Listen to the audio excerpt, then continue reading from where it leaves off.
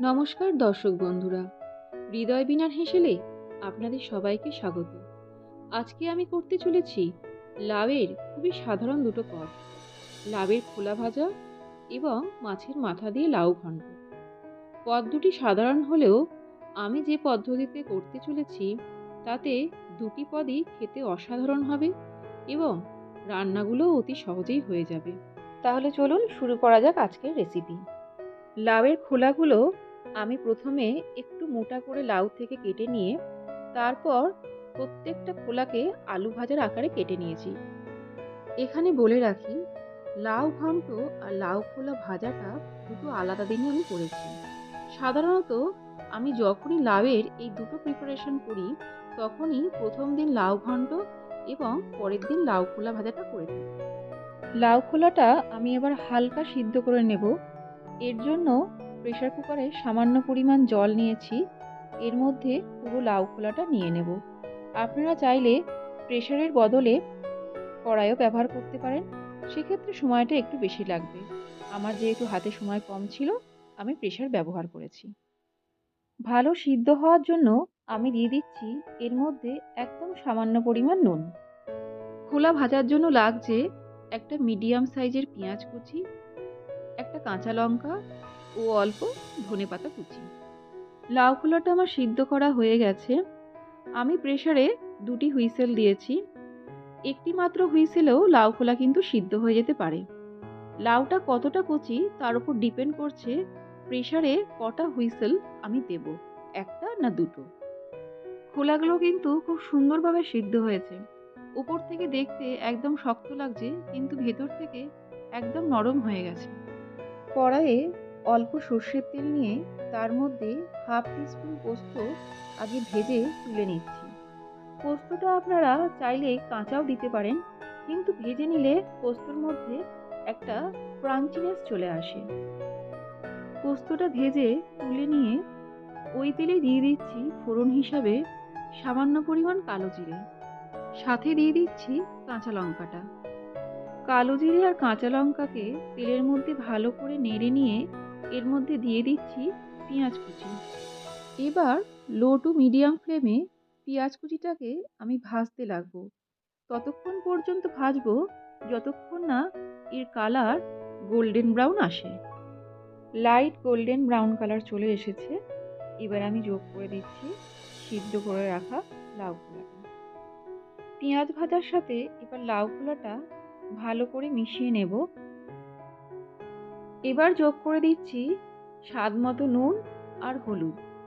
যেহেতু সিদ্ধ করার সময় আমি অল্প নুন দিয়েছিলাম, তাই নুনটা এখানে বুঝেই ব্যবহার করতে হবে। ভালো করে নেড়েচেড়ে নিয়ে আমি এবার মিনিট 10 জন্য কড়াইটা ঢেকে দেব। এই সময় গ্যাসের ফ্লেম লোতে রাখব। ঢাকনা খুলে দেখতে পাচ্ছি লাউ খোলাটা পেঁয়াজের সাথে বেশ ভালো মতোই কষে গেছে। এই সময় এখানে যোগ করে দিচ্ছি চিনি। চিনিটাকে খোলার সাথে ভালো করে মিশিয়ে দিয়ে আবার আমি কড়াইটাকে 7 থেকে 8 মিনিটের জন্য ঢেকে দিচ্ছি। ঢাকা খুলেই দেখতে পাচ্ছি লাউ খোলা ভাজা একদম রেডি। এর মধ্যে দিয়ে দিচ্ছি ধনেপাতা কুচি আর ভাজা পোস্ত। ধনেপাতা আর পোস্ত দিয়ে নেড়েচেড়ে নিলেই তৈরি লাউ খোলা ভাজা।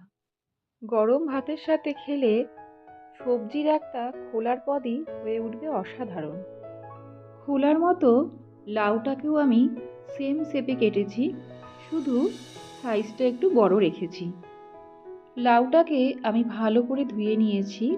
এবার সিদ্ধ করার জন্য এটাকে প্রেসারে দিয়ে দিচ্ছি। প্রেসারে আমি অল্প পরিমাণ জল নিয়েই নিয়েছি।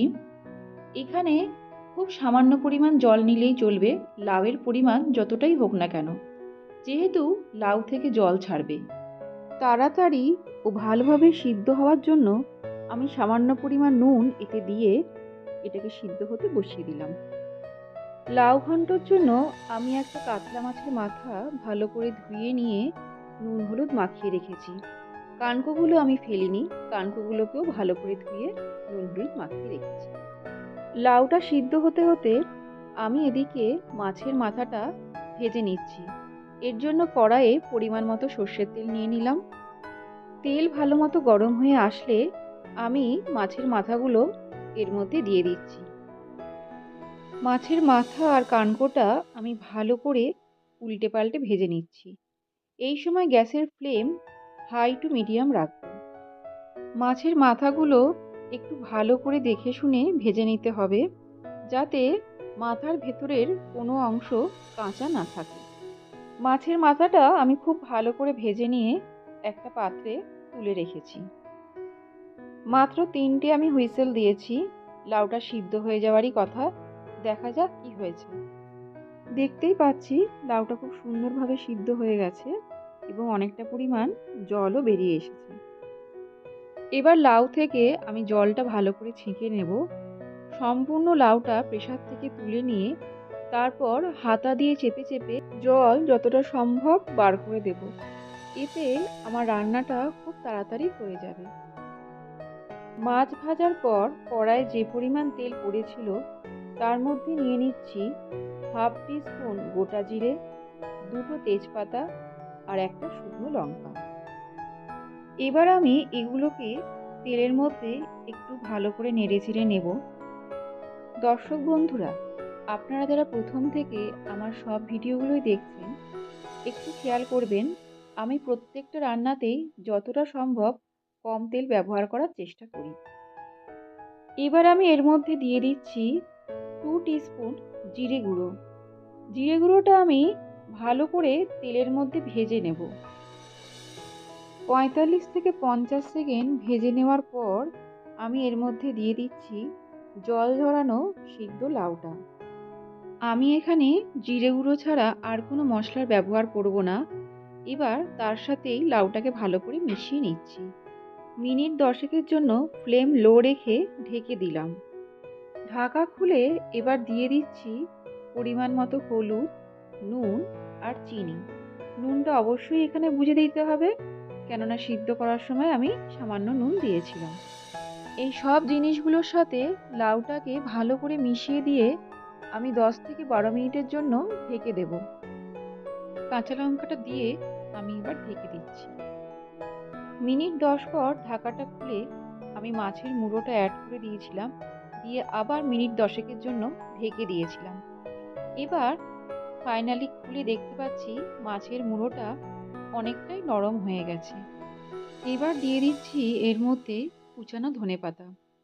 ধনেপাতা দিয়ে আমি লাউটা বেশ 5 থেকে 7 মিনিট মতো নেড়েচেড়ে নেব।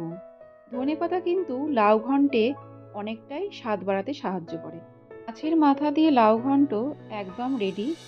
ওপর থেকে ছড়িয়ে দিচ্ছি অল্প পরিমাণ ঘি। এটা অপশনাল, আপনারা চাইলে নাও দিতে পারেন। তৈরি হয়ে গেছে মাছের মাথা দিয়ে লাউ ঘন্ট। তাহলে কেমন লাগলো আমার করা লাউয়ের দুটো রেসিপি? কমেন্ট করে জানাতে একদম ভুলবেন না।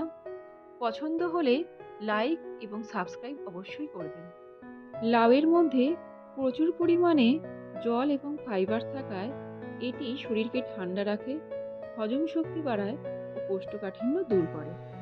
হারিয়ে যাওয়া ও আধুনিক রান্নার মেলবন্ধন পেতে গেলে দেখতে থাকুন হৃদয় বীণার হেঁসেল। আজ এখানেই শেষ করছি। আবার আসবো অন্য কোনো রান্না নিয়ে। সকলে ভালো থাকবেন, সুস্থ থাকবেন।